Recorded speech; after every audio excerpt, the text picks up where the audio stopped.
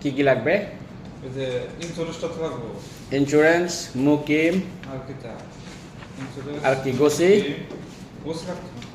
গোসি লাগবে না? না, আর তো সব সাথে আছে। আর বডি ফিটনেস সাইডে করে বানাই দিন। আচ্ছা, ওকে।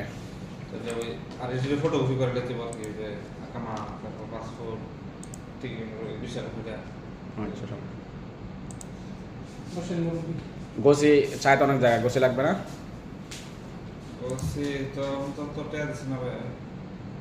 গোসি কত টাকা? 10 রিয়াল। আর মুখে মুকিম 5 রিয়াল, সমস্যা নেই।